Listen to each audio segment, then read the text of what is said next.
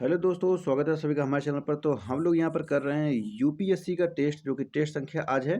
तो आज है टेस्ट संख्या 13 नंबर का। ठीक है, तो हम लोग यहाँ पे पीटी के लिए 2025 के लिए कर रहे हैं और आज ये पहला पार्ट इसमें है। तो चलिए शुरुआत करेंगे बिना समय गंवाए। और देखिए, इसके पहले बहुत सारे टेस्ट कराए गए, तो उसमें भी आप लोग जाकर सम्मिलित हुआ करिए। ठीक है, और आप लोग अपना एक दायित्व समझिए कि वीडियो के बाद लाइक और सब्सक्राइब और शेयर कर दिया करिए। चलिए शुरुआत करेंगे। क्वेश्चन नंबर 1, निम्नलिखित पर विचार कीजिए। कॉस्मिक किरणें, नाभिकीय अपशिष्ट का निपटान, कुछ चिकित्सा उपकरणों का निपटान और यूरेनियम खनन।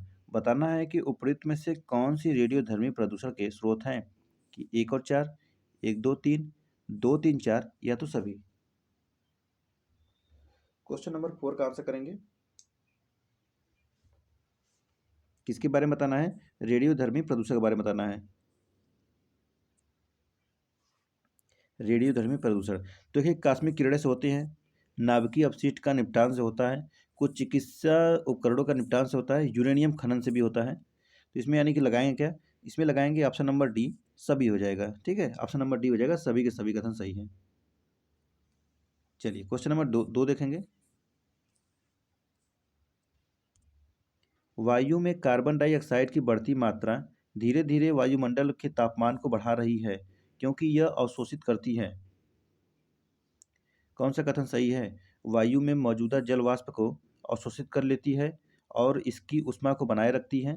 या तो दूसरा, सौर विकिरण के पराबैंगनी भाग को। या तो तीसरा, संपूर्ण सौर विकिरण को।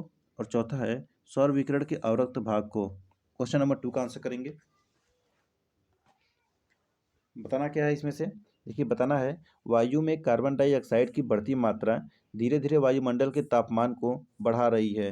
तो क्योंकि इसमें ऑप्शन नंबर डी लगाएंगे, सौर विकिरण के अवरक्त भाग को। ठीक है,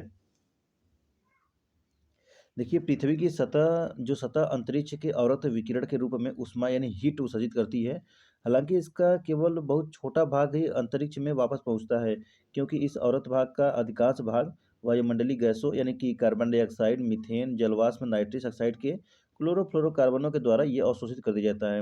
इन गैसों के अणु ऊष्मा ऊर्जा यानी कि हीट एनर्जी विकृत करते हैं और इसका अधिकतर भाग पृथ्वी की सतह पर पुनः आ जाता है और घिर जाता है, फिर से धरातल को गर्म कर देता है। तो क्या हो जाएगा? सौर विकिरण के कारण सब होता है। ऑप्शन नंबर डी हो जाएगा। चलिए क्वेश्चन नंबर 3 देखेंगे। क्वेश्चन नंबर 3 है, पर्यावरण परिस्थितिकी के संदर्भ में स्प्रिंग शॉक से तात्पर्य क्या है? स्प्रिंग शॉक्स, पहला है औद्योगिक अपवाह के कारण जल निकायों के पीएच स्तर में होने वाली अचानक वृद्धि। दूसरा है बर्फ के तेजी से पिघलने के कारण संचित अम्लीय प्रदूषकों के उत्सर्जन से जल निकायों के पीएच में तीव्र गिरावट। और तीसरा है लंबे समय तक होने वाली अम्लीय वर्षा के कारण मृदा की अम्लता में क्रमिक वृद्धि। और चौथा है प्राकृतिक क्षारीय पदार्थों द्वारा अम्लीय जल निकायों का तत्काल निष्प्रभावन। चलिए बताइए क्वेश्चन नंबर 3।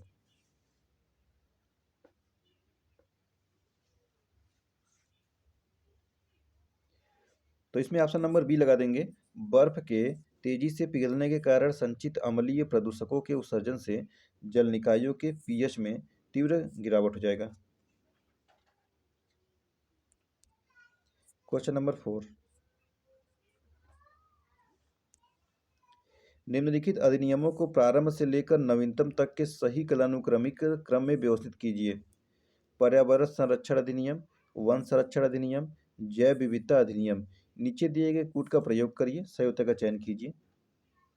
देखिए यहाँ पर है 1 2 3, या तो 3 2 1, या तो 3 1 2, या तो 2 1 3।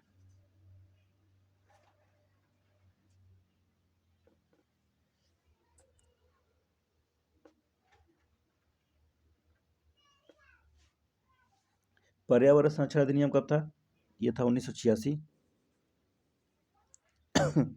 वन संरक्षण अधिनियम तो ये था 1980 का। और जैव विविधता, तो जैव विविधता आपका हो जाएगा 2002 का। अब क्या हो जाएगा इसमें से? तो 1980 का पहले होगा, 86 का बाद में होगा, लास्ट में 3 हो जाएगा, यानी ऑप्शन नंबर डी लगाएंगे 2 1 3। चलिए नेक्स्ट क्वेश्चन नंबर 5।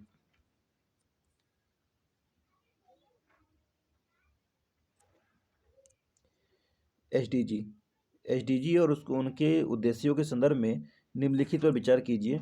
एसडीजी है और लक्ष्य हैं। एसडीजी 6 कह रहा है सस्ती स्वच्छ ऊर्जा। 7 है स्वच्छ जल और स्वच्छता। 11 है संधारणी शहर और समुदाय। और 13 है जलवायु कार्रवाई। कौन सा सही है?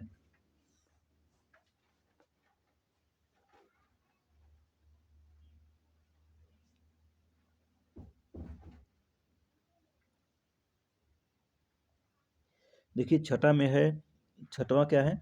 तो छठवां है स्वच्छ जल और स्वच्छता है, ठीक है। और सातवां, तो सातवां है सस्ती स्वच्छ ऊर्जा हो जाएगा। और वही 11वां है क्या है? तो 11वां हो जाएगा संधारणी शहर और समुदाय, सही है। और 13वां, तो 13वां है जलवायु परिवर्तन, यानी कार्रवाई है, वही है। तो यानी कि 2, 3 और 4 सही है और पहला मतलब ये पहला और दूसरा कथन गलत हो जाएगा, ठीक है। तो ऑप्शन नंबर बी लगा देंगे। चलिए मैं शुरू से बता देता हूँ आपको।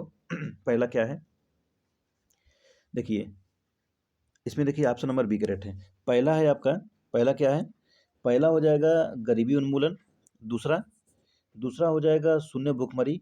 तीसरा, तीसरा हो जाएगा अच्छा स्वास्थ्य और खुशहाली। चौथा, चौथा हो जाएगा गुणवत्तापूर्ण शिक्षा। पाँचवा, तो पाँचवा हो जाएगा लैंगिक समानता। और छठवां क्या होगा? तो छठवां हो जाएगा स्वच्छ जल और स्वच्छता। सातवां हो जाएगा सस्ती और स्वच्छ ऊर्जा। आठवां क्या होगा? आठवां हो जाएगा आपका उत्कृष्ट कार्य और आर्थिक समृद्धि। नौवां क्या होगा? तो नौवां हो जाएगा आपका उद्योग नवाचार और अवसंरचना यानी इंफ्रास्ट्रक्चर। दसवां क्या होगा? तो दसवां हो जाएगा संधारण ये असमानता के असमानता को कम करना। देखिए पांचवा हो जाएगा लैंगिक असमानता और फिर असमानता को कम करना, जस्ट उसका दुगना, यानी 10वां नंबर पर हो जाएगा। 11वां क्या होगा? 11वां हो जाएगा आपका संधारणी शहर और समुदाय।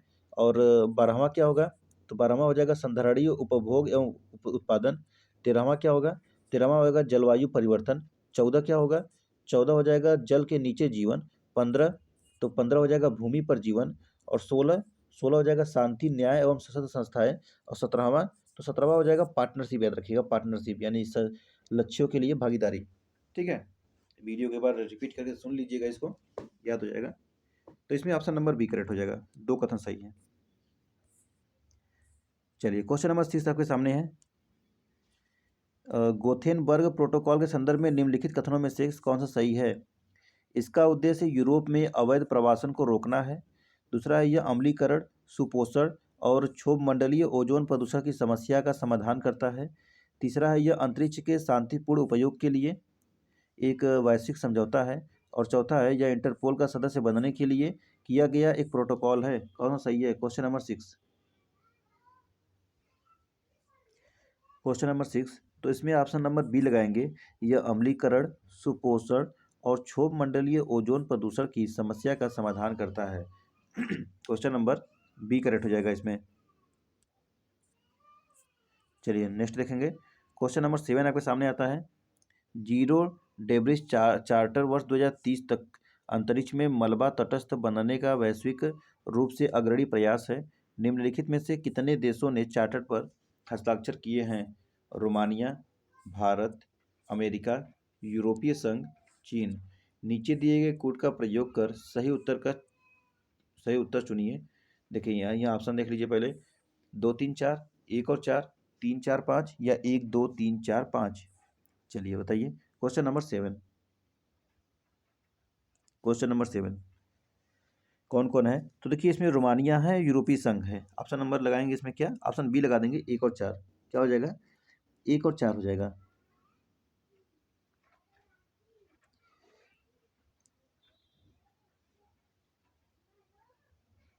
तो देखिए इसमें भारत, अमेरिका और चीन इसके हस्ताक्षरकर्ता नहीं है। तो इसमें कौन कौन है? इसमें ऑस्ट्रिया हो जाएगा, बेल्जियम हो जाएगा, साइप्रस, एस्टोनिया, जर्मनी और लिथुआनिया हो जाएगा। लिथुआनिया, पोलैंड, पुर्तगाल और रोमानिया हो जाएगा। रोमानिया हो जाएगा, इस स्लोवाकिया हो जाएगा, स्वीडन हो जाएगा और यूके हो जाएगा, ठीक है।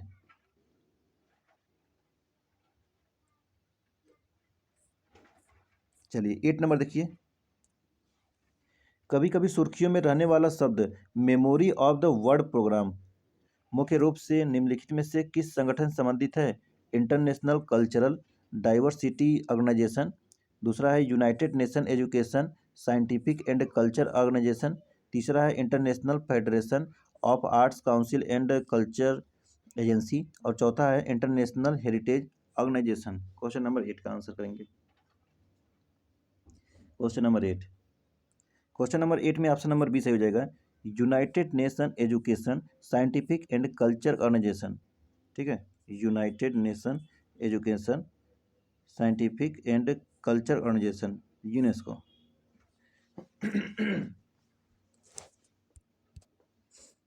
चलिए क्वेश्चन नंबर 9, वन्य जीव संरक्षण अधिनियम 1972 के अंतर्गत निम्नलिखित में से कौन से संगठन स्थापित किए गए हैं? WCCB यानी वन्य जीव अपराध नियंत्रण ब्यूरो, या CZA यानी केंद्रीय चिड़ियाघर प्राधिकरण, NBWL राष्ट्रीय वन्य जीव बोर्ड, और NTCA ये राष्ट्रीय बाघ संरक्षण प्राधिकरण। कौन सा सही है कि 1 और 3, 2 और 4, 1 3 4, या तो 1 2 3 4? 9 नंबर बताइए। क्वेश्चन नंबर 9, तो देखिए पहला सही है, दूसरा सही है, तीसरा सही है, चौथा भी सही है। ऑप्शन नंबर इसमें डी लगा देंगे, सभी हो जाएगा, ऑल करेक्ट है।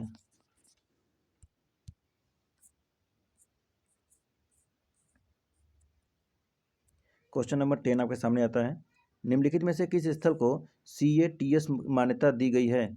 लैंसडाउन वन प्रभाग, जिम कॉर्बेट राष्ट्रीय उद्यान, चितवन राष्ट्रीय उद्यान, सिखोटे एलिन नेचर रिजर्व। कौन सा सही होगा? 1 2 4, 2 और 3, 1 3 4, या 1 2 3 4? क्वेश्चन नंबर 10, इसमें से जिम कॉर्बेट हटा दीजिए, जिम कॉर्बेट हटाइए, यहाँ से ये हट गया, यहाँ से ये हट गया, यहाँ से ये हट गया, बचा ऑप्शन नंबर सी, यही करेक्ट है। पहला सही है लैंसडाउन का प्रभाग, तीसरा है चितवन चितवन राष्ट्रीय उद्यान, और सिखोटे एलिन नेचर रिजर्व। क्या हो जाएगा? ऑप्शन नंबर इसमें सी लगाएंगे। ठीक है,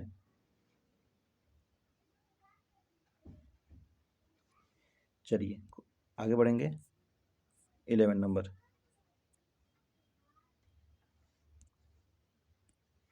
निम्नलिखित कथनों पर विचार कीजिए। पृथ्वी का चुंबकीय क्षेत्र पृथ्वी के बाहरी क्रोड में उपस्थित पिघले हुए लोहे की गति से उत्पन्न होता है। और दूसरा है पृथ्वी के चुंबकीय ध्रुव इसके भौगोलिक ध्रुवों के साथ पूरी तरह से संरेखित होते हैं। तीसरा है पृथ्वी का चुंबकीय क्षेत्र प्रत्येक कुछ लाख वर्षों में उत्क्रमित हो जाता है। कितने सही हैं? केवल 1, केवल 2, सभी 3, या तो कोई नहीं? 11 नंबर,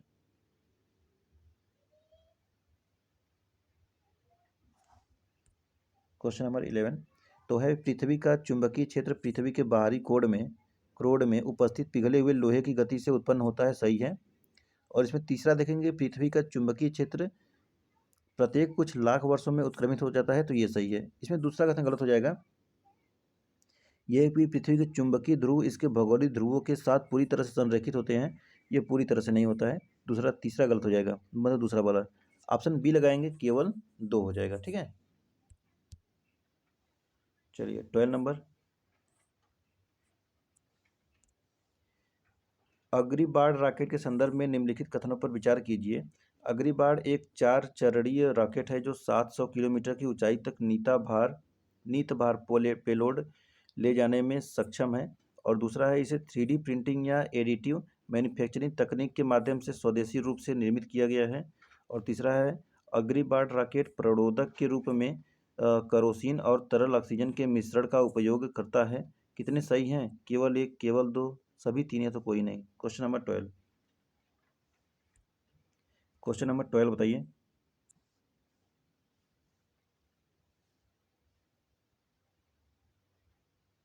चलिए देखिए,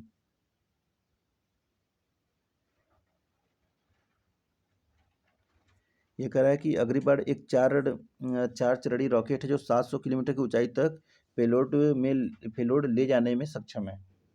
क्या ये सही है?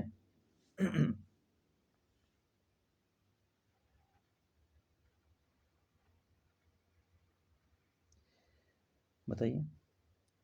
तो देखिए ये एक 4 चरणीय नहीं है, तो इसको यहाँ से हटाएंगे। दूसरा है कि इसे 3D प्रिंटिंग या एडिटिव मैन्युफैक्चरिंग तकनीक के माध्यम से स्वदेशी के से निर्मित किया गया है, दूसरा। तो दूसरा इसमें सही हो जाता है। वही तीसरा है कि अग्निबाण रॉकेट प्रणोदक के रूप में केरोसिन और तरल ऑक्सीजन के मिश्रण का उपयोग करता है, तो ये सही है। यानी कि ऑप्शन नंबर इसमें बी लगा देंगे। दो कथन सही है, ओनली टू हो जाएगा। है क्या होगा बताइए? Only two. चलिए 13 नंबर देखेंगे। क्वेश्चन नंबर 13, निम्नलिखित में से कौन सा जैव रासायनिक ऑक्सीजन मांग यानी बीओडी का सर्वोत्तम वर्णन करता है? जलीय पारिस्थितिकी तंत्र में प्रकाश संश्लेषण जीवों द्वारा उत्पादित ऑक्सीजन की सांद्रता, या तो जल में कार्बनिक पदार्थों को अपघटीय करने हेतु वायवीय सूक्ष्म जीवों द्वारा आवश्यक ऑक्सीजन की मात्रा, या तो तीसरा वह दर जिस पर जलीय पादप श्वसन के लिए ऑक्सीजन का उपभोग करते हैं, या तो चौथा किसी जल निकाय में घुलित ऑक्सीजन के स्तर की माप। Question number 13। क्वेश्चन नंबर 13 में ऑप्शन नंबर बी लगा देंगे। जल में कार्बनिक पदार्थों को अपघटित करने हेतु वायवीय सूक्ष्म जीवों द्वारा आवश्यक ऑक्सीजन की मात्रा। नेक्स्ट है क्वेश्चन नंबर 14, निम्नलिखित कथनों पर विचार कीजिए।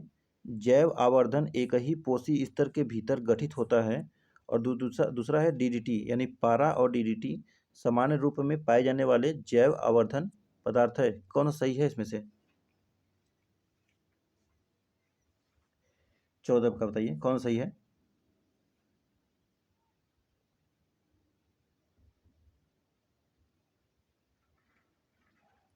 देखिए जैव आवर्धन जो है वो जैव प्रवर्धन भी कहा जाता है। जैव आवर्धन का तात्पर्य खाद्य श्रृंखला में ऊपर बढ़ने पर उपभोक्ता के शरीर में विषाक्त पदार्थों की सांद्रता में से वृद्धि होती है। ठीक है, घटित यहाँ लिखा है।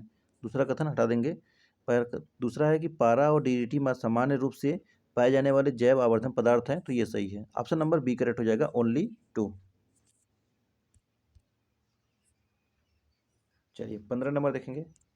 प्रजातियों की पारस्परिक क्रियाओं के संदर्भ में कौन सा सही है?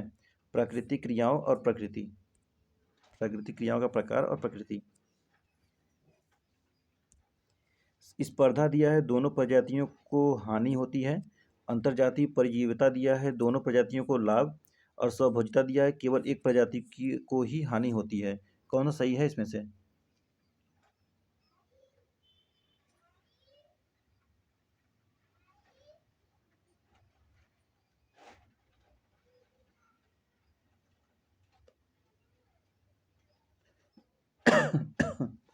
बताइए कौन सा होगा इसमें?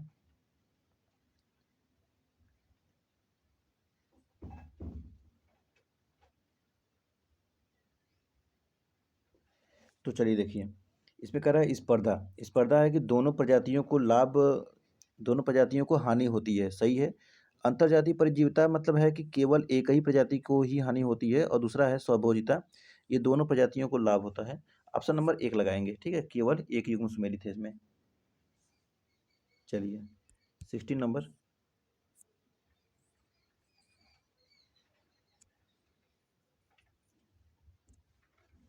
भारतीय राष्ट्रीय अंतरिक्ष संवर्धन और प्राधिकरण केंद्र यानी इन स्पेस के संदर्भ में निम्नलिखित कथनों पर विचार कीजिए। यह भारतीय अंतरिक्ष अनुसंधान संगठन के प्रशासनिक नियंत्रण में कार्य करता है। वही दूसरा है, यह गैर सरकारी संस्थाओं द्वारा सभी अंतरिक्ष संबंधी गतिविधियों के लिए सिंगल विंडो मंजूरी प्रदान करता है। और तीसरा है कि यह इसरो और गैर सरकारी संस्थाओं के बीच इंटरफेस के रूप में कार्य करता है। कौन सा सही है इसमें? केवल एक, केवल दो, सभी तीन है तो कोई नहीं। चलिए क्वेश्चन नंबर 16 बताइए।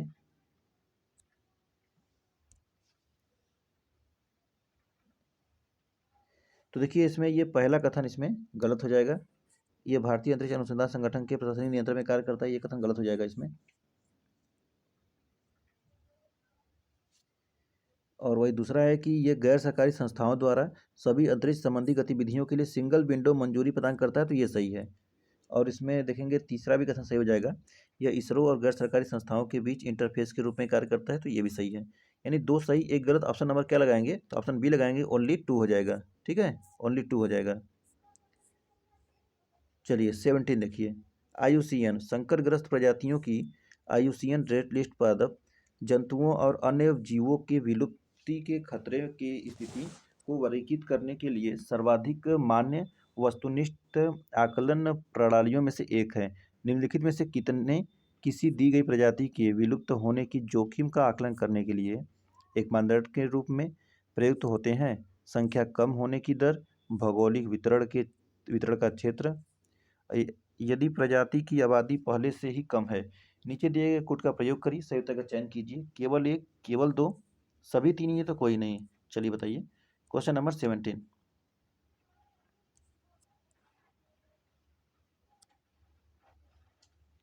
Question number 17। तो देखिए, ये संख्या कम होने की दर सही है, भौगोलिक वितरण का क्षेत्र सही है, यदि यह प्रजाति की आबादी पहले से ही कम है, ये सही होगा। तो ये भी सही हो जाएगा, ऑप्शन नंबर सी लगाएंगे। ठीक है, सभी कथन सही है। चलिए, डीप फेक के मामले आ गए हैं। बहुत ही डीप फेक के मामले बड़े हुए थे ना।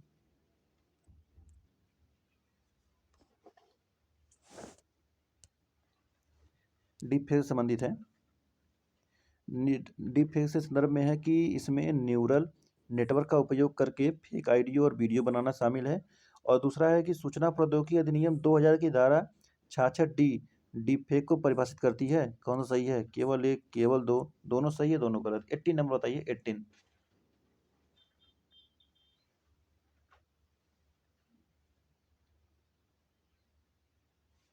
तो देखिए, इसमें ये सही, पहला सही है, दूसरा गलत हो जाएगा, परिभाषित थोड़ी ना करती है। ऑप्शन नंबर ए लगा देंगे, ओनली वन हो जाएगा। चलिए, 19 नंबर देखिए क्वेश्चन। इंडोर वायु प्रदूषण के संदर्भ में निम्नलिखित कथनों पर विचार कीजिए। रेडॉन, जो कुछ भवन सामग्रियों में पाया जाता है, फेफड़ों के कैंसर का कारण बन सकता है।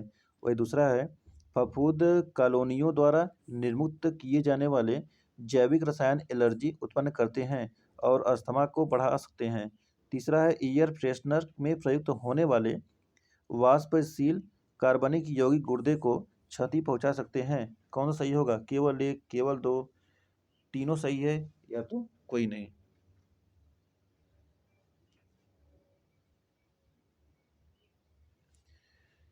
तो देखिए, इसमें भी लगाएंगे ऑप्शन नंबर सी, तीनों के तीनों कथन सही हैं। ठीक है, तीनों के तीनों ही कथन सही है, ऑप्शन नंबर इसमें सी करेक्ट हो जाएगा।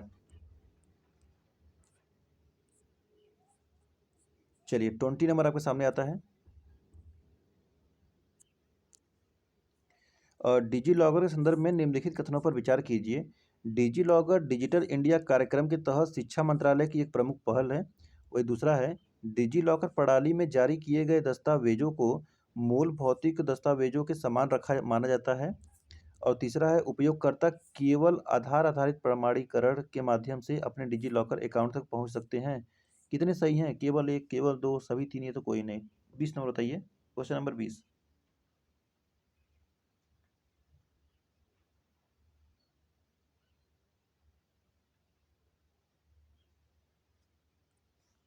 तो देखेंगे, पहला नंबर में ये इलेक्ट्रॉनिक और सूचना प्रौद्योगिकी मंत्रालय के द्वारा है, क्रियान्वित होता है। ठीक है, शिक्षा मंत्रालय द्वारा नहीं होता है। पहला कथन गलत हो जाएगा। किसका हो जाएगा? इलेक्ट्रॉनिक और सूचना प्रौद्योगिकी मंत्रालय, क्या बोलते हैं उसको? MeitY, पहला कथन गलत। दूसरा है कि डिजी लॉकर प्रणाली में जारी किए गए दस्तावेज को मूल भौतिक दस्तावेजों के समान माना जाता है, तो दूसरा सही है। तीसरा है, उपयोगकर्ता केवल केवल आधार आधारित प्रमाणीकरण के माध्यम से अपने डिजी लॉकर अकाउंट तक पहुंच सकते हैं। तो देखिए, तीसरा भी कथन इसमें गलत हो जाएगा। यदि कोई आधार के लिए नामांकन करने में असमर्थ है या अपना मोबाइल नंबर नहीं बदल पाता है, तो भी वह अपने मोबाइल नंबर से डिजी लॉकर अकाउंट बना सकता है। केवल एक सही होगा इसमें से। ठीक है, चलिए, 21 नंबर देखिए। सुपोषण यूट्रोफिकेशन के संदर्भ में निम्नलिखित कथनों पर विचार कीजिए। कथन एक है, सुपोषण किसी जल निकाय की जैव रासायनिक ऑक्सीजन मांग बीओडी को कम करता है। दूसरा है, क्योंकि सुपोषण के कारण जल निकायों में ऑक्सीजन के स्तर में कमी आती है। कौन सा सही होगा? दोनों सही है, सही व्याख्या करता है, या तो सही व्याख्या, ऑप्शन दूसरा वाला सही व्याख्या नहीं करता है। सी है कि एक सही है और दूसरा वाला गलत है। और ऑप्शन डी है, पहला सही है लेकिन दूसरा, पहला गलत है, दूसरा सही है। चलिए बताइए, 21 नंबर।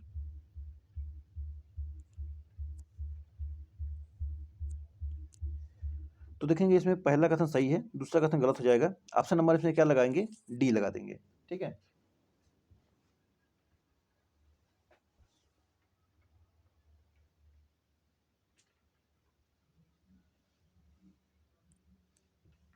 चलिए आगे बढ़े। 22 नंबर देखिए, क्वेश्चन नंबर 22।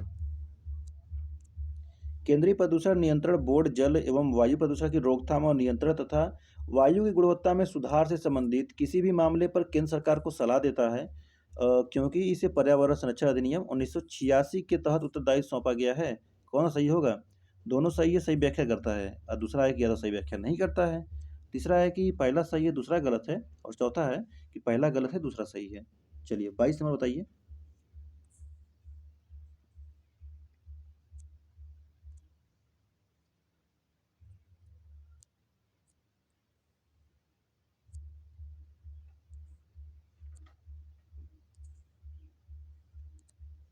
चलिए तो देखिए यहाँ पर केंद्रीय नियंत्रण प्रदूषण बोर्ड, इसको और जूम करता हूँ, नहीं दिख रहा होगा आपको। चलिए ठीक है। इसमें देखिए केंद्रीय प्रदूषण नियंत्रण बोर्ड जल एवं वायु प्रदूषण की रोकथाम और नियंत्रण तथा वायु की गुणवत्ता में सुधार से संबंधित किसी भी मामले पर केंद्र सरकार को सलाह देता है। तो पहला सही है, लेकिन इसमें दूसरा कथन गलत हो जाएगा। ठीक है, दूसरा कथन इसमें गलत हो जाएगा। क्यों?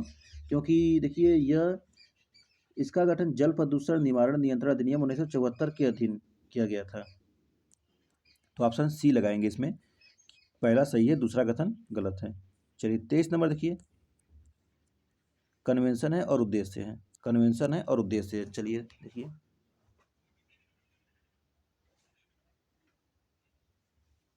बेसल कन्वेंशन दे रहा है कि अस्थायी कार्बनिक प्रदूषकों पर कार्रवाई। रॉटरडैम कन्वेंशन खतरनाक पदार्थों के व्यापार में पूर्व सूचित सहमति। तीसरा स्टॉकहोम कन्वेंशन खतरनाक अपशिष्ट का सीमा पारी आवागमन। कौन सा सही होगा? केवल एक, केवल दो, सभी तीन, है तो कोई नहीं। 23 नंबर।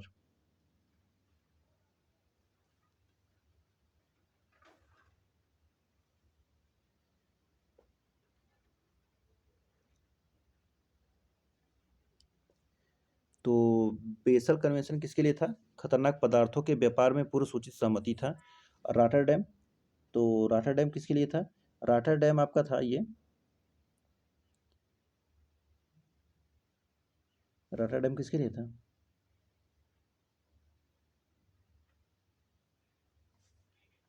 ये हो जाएगा बेसल कन्वेंशन, ये खतरनाक अपशिष्ट के लिए है। ठीक है, अपशिष्ट सीमा पारी आवागमन के लिए। वही रॉटरडैम है खतरनाक पदार्थों के व्यापक में पूर्व सूचित सहमति था। स्टॉकहोम कन्वेंशन, स्टॉकहोम कन्वेंशन किसके लिए होगा तब? स्टॉकहोम कन्वेंशन ये हो जाएगा आपका अस्थायी कार्बनिक प्रदूषकों पर रोक लगाना था। ठीक है, बस यहाँ पर चेंज किया था, पहला का तीसरे में मिला दिया था और तीसरे का पहला में, और दूसरा वाला का था सही था। यानी कि क्या लगाएंगे इसमें? इसमें लगाएंगे ऑप्शन नंबर एक, केवल एक होगा। ठीक है, देख लीजिए यहाँ पर केवल एक था। चलिए आगे बढ़ेंगे, क्वेश्चन नंबर देखेंगे अब 24।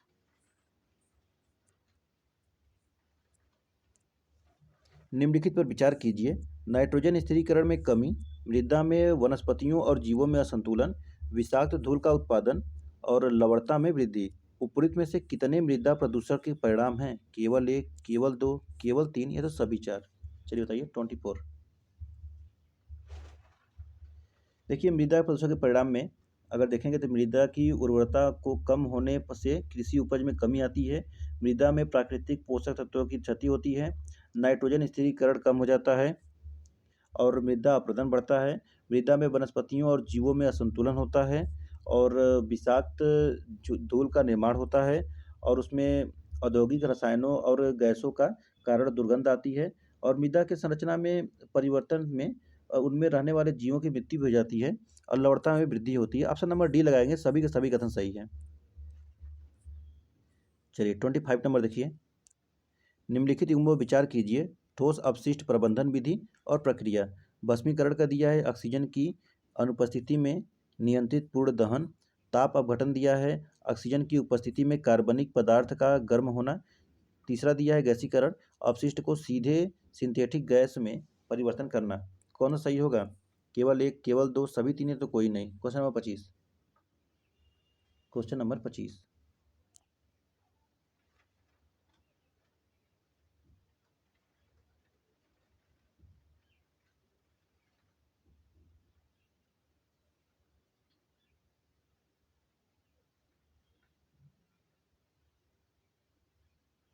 तो चलिए देखिए यहाँ पर भी वही काम किया है। भस्मीकरण का हो जाएगा ऑक्सीजन की उपस्थिति में कार्बनिक पदार्थ का गर्म होना, और ताप अपघटन का हो जाएगा ऑक्सीजन की अनुपस्थिति में नियंत्रण पूर्ण दहन। तीसरा सही है, गैसीकरण, अपशिष्ट को सीधे सिंथेटिक गैस में परिवर्तन करना, यानी कि ऑप्शन इसमें ए लगाएंगे, केवल एक हो जाएगा। ठीक है, केवल एक हो जाएगा। चलिए 26 देखिए, जैव विविधता विरासत स्थल के संदर्भ में निम्नलिखित कथनों पर विचार कीजिए। यह स्थल वन्य जीव संरक्षण अधिनियम 1972 के तहत संरक्षित क्षेत्रों के अंतर्गत आते हैं। और दूसरा है कि पालतू प्रजातियों की प्रचुरता बीएचएस घोषित करने का एकमात्र मानदंड है। और तीसरा है कि जिन क्षेत्रों में संधारणीय कृषि पद्धतियां अपनाई जाती हैं उन्हें बीएचएस घोषित किया जा सकता है। कौन सा सही है, एक और दो, केवल तीन, या तो ऑप्शन सी है एक और तीन, या तो ऑप्शन डी है तीनों। चलिए 26 नंबर बताइए, क्वेश्चन नंबर 26।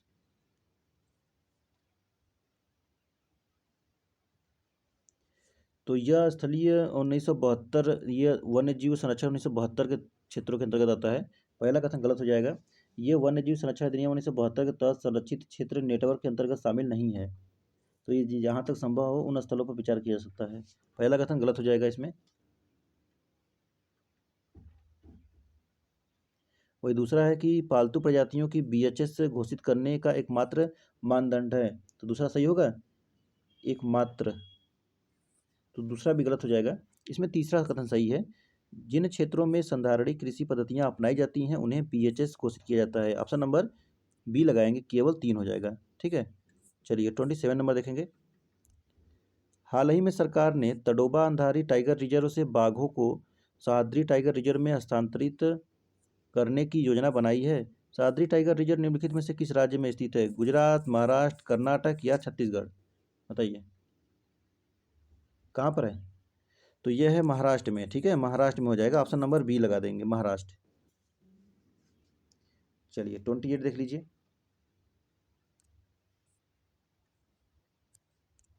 निम्नलिखित विशेषताओं पर विचार कीजिए। मानवीय गतिविधियां सख्ती से प्रतिबंधित है।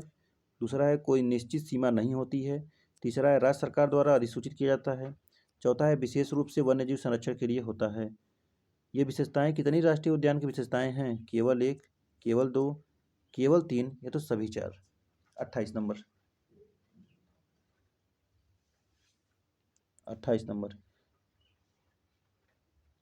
तो देखिए, मानवीय गतिविधियां सख्ती से प्रतिबंधित और राज्य सरकार द्वारा अधिसूचित किया जाता है, ये सही है। कोई निश्चित सीमा नहीं होती, ये कथन गलत है। और विशेष रूप से वन्यजीव संरक्षण नहीं के लिए होता है, ये कथन गलत है। ऑप्शन नंबर बी लगाएंगे, केवल दो हो जाएगा। ठीक है, केवल दो। चलिए 29 नंबर देखेंगे। कार्बन फार्मिंग के संदर्भ में निम्नलिखित कथनों पर विचार कीजिए। पहला है, इसमें ग्रीन हाउस गैस उत्सर्जन को कम करने वाली कृषि पद्धतियों का उपयोग शामिल है। दूसरा है, इसे अधिकांशतः सीमित जल उपलब्धता वाले शुष्क क्षेत्रों में लागू किया जाता है। कितने सही हैं? केवल एक, केवल दो, दोनों सही, या दोनों गलत? 29 नंबर।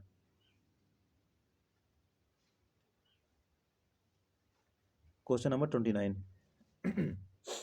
इसमें ग्रीन हाउस गैस उत्सर्जन को कम करने वाली कृषि पद्धतियों का उपयोग शामिल है, सही है।